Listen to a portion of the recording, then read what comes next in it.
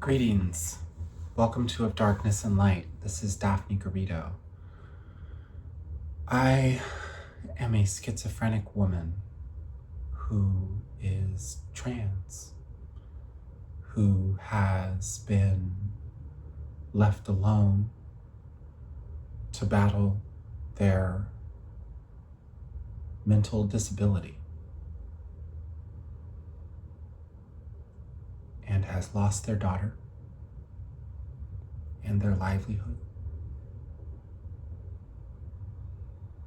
and has lashed out through schizophrenic executive dysfunction in every direction, seeking for help at the base and fighting through delusion.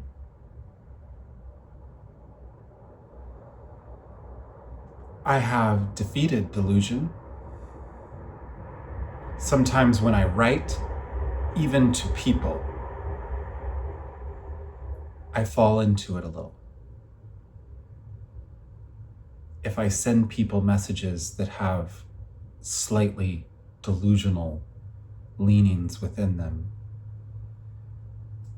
it comes from some trust in the other person's intelligence to enjoy that play. I don't understand other people, but I believe I do. And that's been my problem, is I've been trying to Sherlock Holmes my way to help. But I'm gonna let go into my heart purely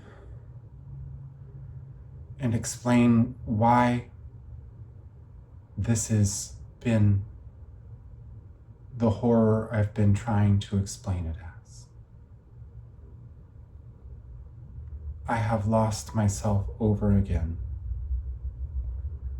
into a prison inside myself,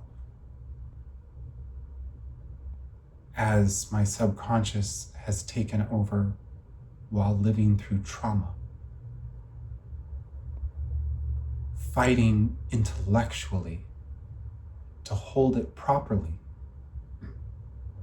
in a world of misinformation and with a complete lack of support, no safety net, and piling debt that I have no means to handle taking care of because of the way my brain wiring has reformed through traumatic abuse and the use of specifically blue lotus flower and yoga and breathing. So I did the Kundalini opening. And for a long time I thought, hey, my schizophrenia is a product of plant medicine abuse. And I do think that I did overuse it. But I also believe that I had been traumatized schizophrenic and that I opened myself more fully, which has created an opportunity to become what I am now. And so I am not resentful of myself for using the plant medicine of Blue Lotus, but I will not use it again. I'm scared of it, and I do not recommend it for anyone. But it helped me in the end, and so has Hape or Rape, which is a tobacco snuff with tree bark in it. And I usually, when I'm able to get some with a little bit of rose flower in it. And I know that seems strange to use a little pipe to blow tobacco into your nose and to let it sit there and then to blow it out. But it helps. It helps a lot for my schizophrenic mind. And it's also probably helped me continue to burrow into my subconscious so I could heal what I needed to heal to prevent traumatic splains into my psyche. That's theory, because there's no science to the plant medicine usage. And I just trusted my heart. And I was alone. So I'm going to slow back down. I continue to pour into my intellectual mind. And I've been running in an intellectual space, sharpening my intellect. Despite my inabilities, despite how much of a strain it is, despite how much I need rest, and I've never been allowed any kind of safe landing since being traumatized schizophrenic, and then going to seek help in the places you're supposed to, and them giving me misinformation, and me rightfully trusting my own process of healing and finding that, but understanding myself as a victim of genocide because of cultural misunderstanding regarding schizophrenia, regarding trans women, regarding artistry. We live in a consumption culture. It's commerce. And to heal, I've had to become the artist I've always been in my heart. And so there's a projection of people being like, you need to get back to work, honey. You're being selfish to think you can just make art now because you became disabled.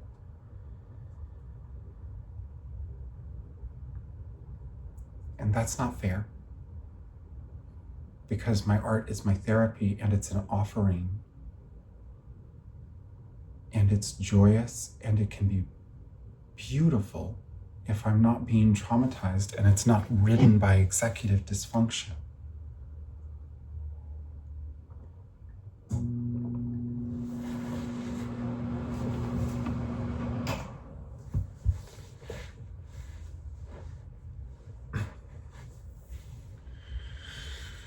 I'm going to do my body check-in from my old meditations. So I can do this. So if you're watching with me and you have an opportunity to find a hardened seat where you can extend your spine up straight and just try and really get your tailbone seated on the floor, kind of get your hips open, but not too much, whatever's comfortable for your spine. And then just loosen up your body as much as you can, even your lower body, even though if it's curled like mine. Try and loosen everything. And then let your breath flow with your body while extending your spine, growing as tall as you can, lengthening your neck, opening your chest, and lifting your heart. And as you breathe here, notice if the movement from your breath doesn't affect the very top of your head. Notice if it doesn't move into your lower body at all. And allow yourself to loosen in your shoulders, in your neck, in your hips, in your abdomen,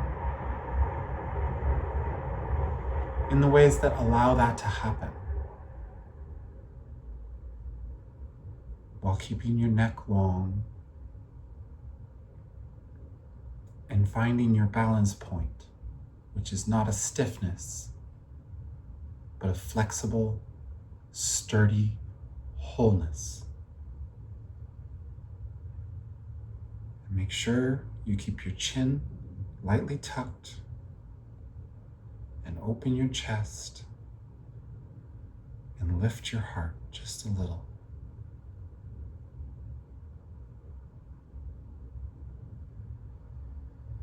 And now let's do a little bit of breathing here. So take a deep breath in, all the way. And let it go. Take a recovery breath or two.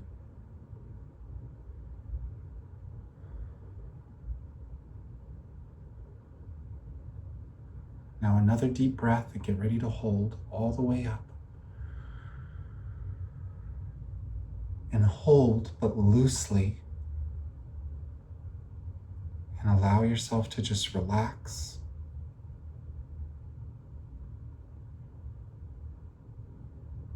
And when you need to, excuse me, I have a little bit of cold. Release.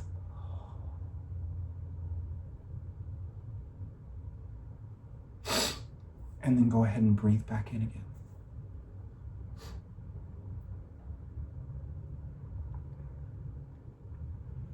Do one more deep breath in. And this time, if you're brave, hold it with me in a unique way. All the way up.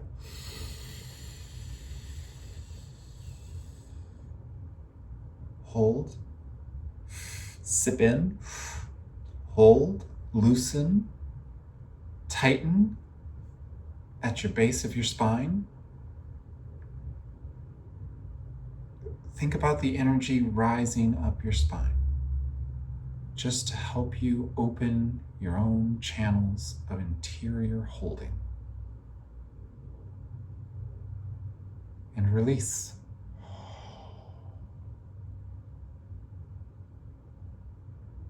Let's do one more big deep breath in. And then let it out like this. If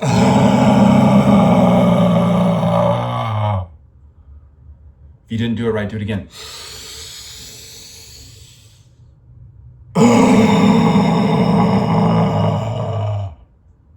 One more time, like a chant.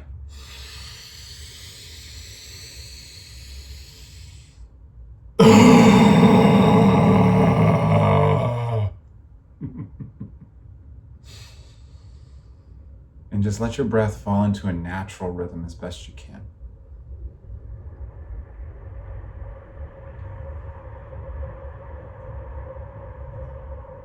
Try not to control it.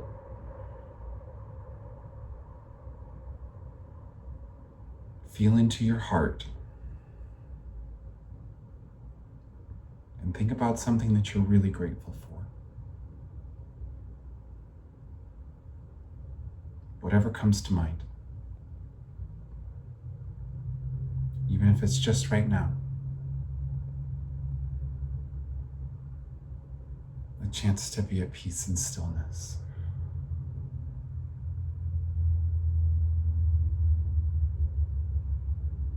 And think about offering the stillness that you have to others.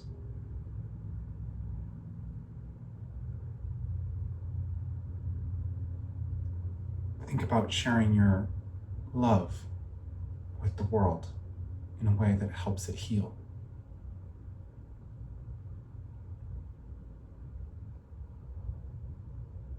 And allow yourself to feel the planet's size below you, really held by your seat here. Its force of hold, its pull, the weight it gives your body.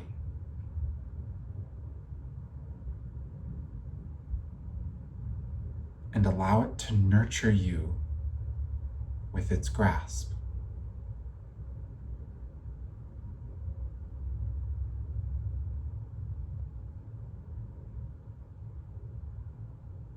And allow yourself to feel out of the crown of your head towards whatever your interpretation of the heavens might be. From the universe and the cosmos to God.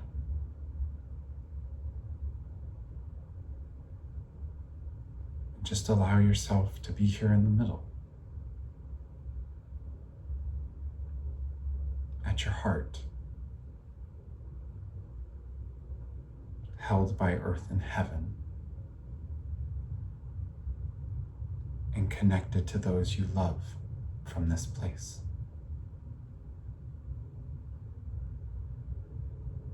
And just breathe for a minute and think about that thing that makes you feel grateful.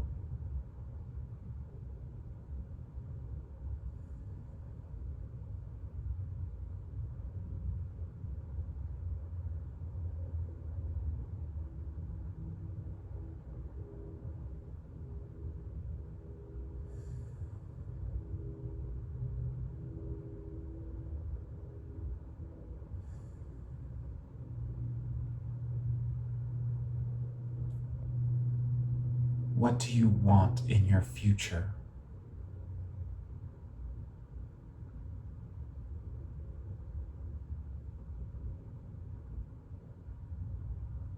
What's pure within that?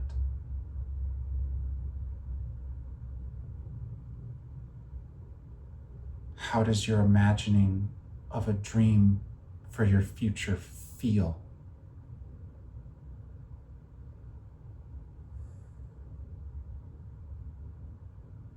Can you see yourself in it?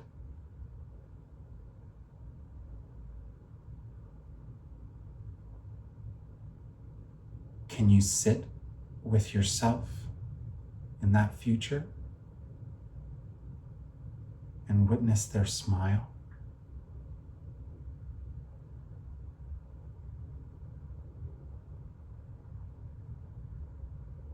Can you look back at yourself from their eyes and feel their joy?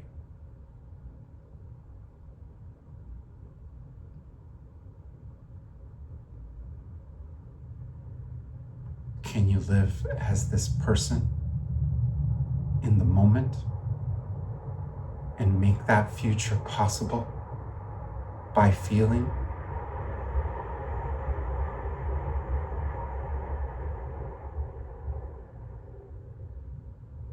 I believe so. Thank you for exploring this little meditation with me.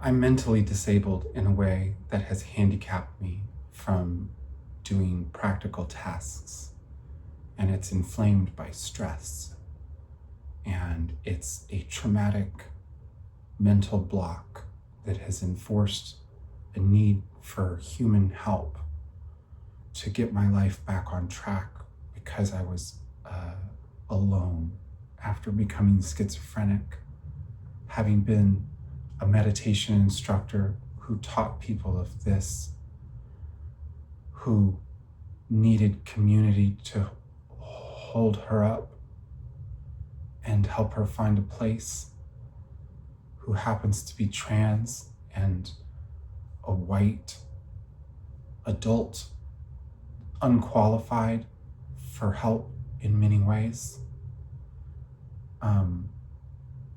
seen as someone privileged innately and a colonizer to many, and a fake and a fraud,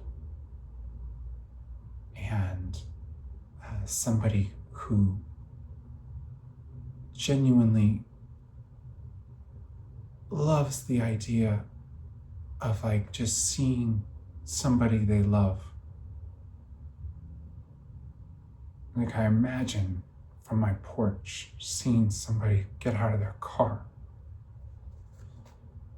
who's just coming to give me a hug and talk to me and hang out, and that I loved from the past before I got sick, to help me get started on healing with people, not alone. And it makes me really sad, because I need that so badly.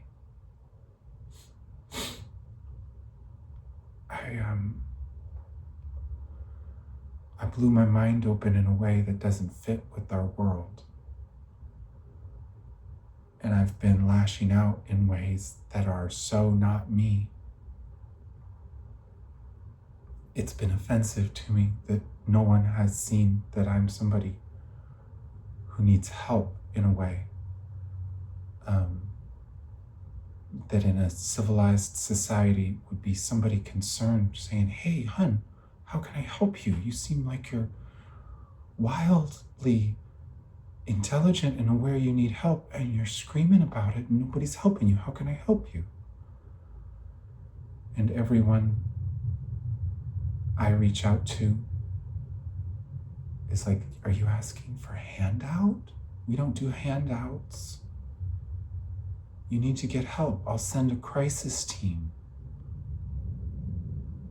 I'm just one person. I'm struggling with my finances. You need treatment or something. The way you lashed out is unforgivable."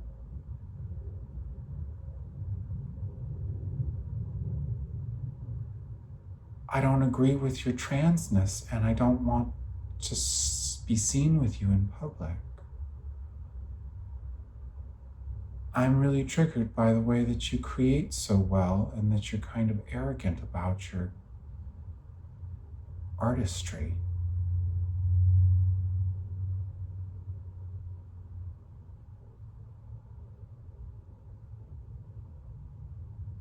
I really like you, but you're embarrassing to my family because they're all against trans people and you're being wild.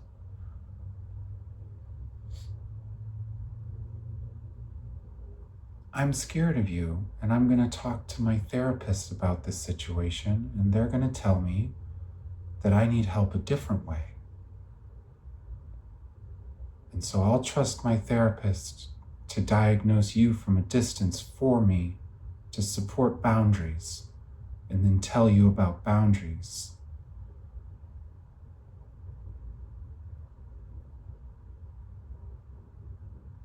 I don't understand how this could happen to me. Because I've been in an interior, emotional Benjamin Button situation where I'm emotionally crippled into a child. And I'm not able to be myself consciously because that person is such a blubbering mess of sadness for having lost her daughter and for no one having cared for her biggest heart being broken in every which way and becoming disabled and fighting everything that's against her to try and keep her daughter, and then having lost her, given her up willingly when the stress and the focus became too much, and reached out to family over and over, trying to get people to understand and need help,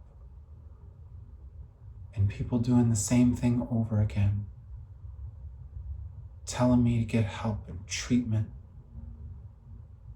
mainlining me towards homeless or some kind of homelessness or some kind of home. Detransition is the biggest threat. I couldn't live with that. And I want to be here for my daughter. And the reality of the horror of that emotional torture is so grand. My subconscious has taken over for me. And it was a rough process.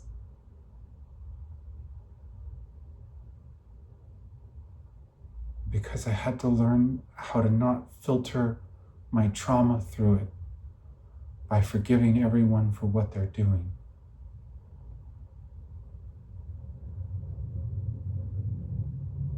But I'm so tired of explaining this. My mind needs rest. That's why when I open up my computer that I have here, let me just do a little example. I'm gonna think about getting help, okay? Fuck. Okay, block, just a block. Okay, how could I get, I feel like I've tried everything. Yeah. There's so many things I need to take care of.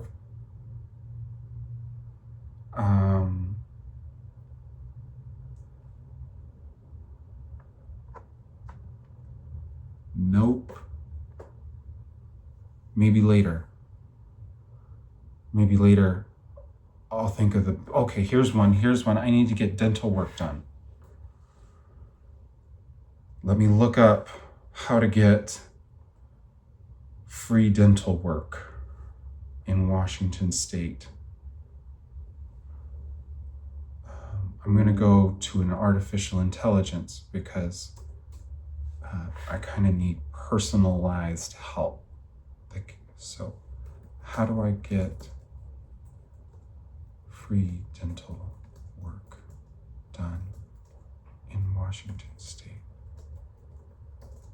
as a disabled person without money?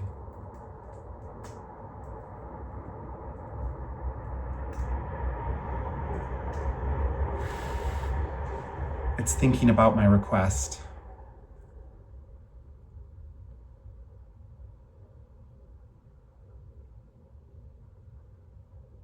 Okay, so it's talking about Apple Health, Washington State, disabled. Yeah, it's really complicated. And there's all of these steps and these phone numbers, and I've tried some of this stuff before, and it's really stressing me out to look at because I need to rest and I need somebody to help me with this. And I've looked at all of this before and I haven't been able to get help. And my teeth just hurt and my brain doesn't understand why nobody can just help me get help. Because I need somebody to help me get help. I need care. I need family. I need somebody to care. I need somebody to care about me.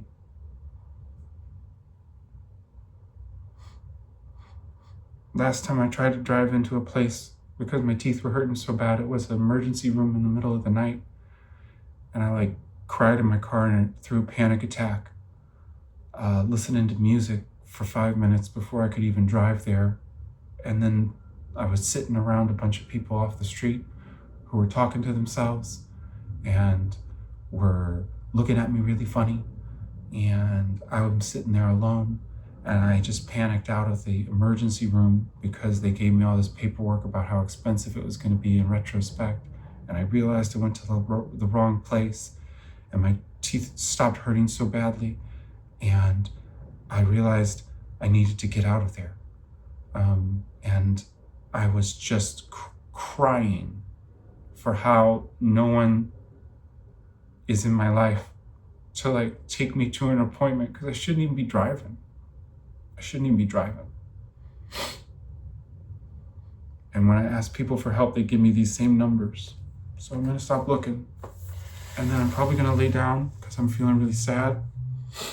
And then when I wake up from a nap, I won't wanna try that again. So I'll try and do some art or create something that makes me feel good. Or try and play some games or something, but I can't really do those because they stress me out because I don't have help and I'm on the verge of being homeless and detransition. So, thank you for listening. I am a very highly disabled person. I'm mentally disabled, but it is an interesting way. And I need help desperately, and it's worth it to whoever does it. And if you're listening or watching, I appreciate you, and I implore you to donate whatever you can to help me survive. Thank you.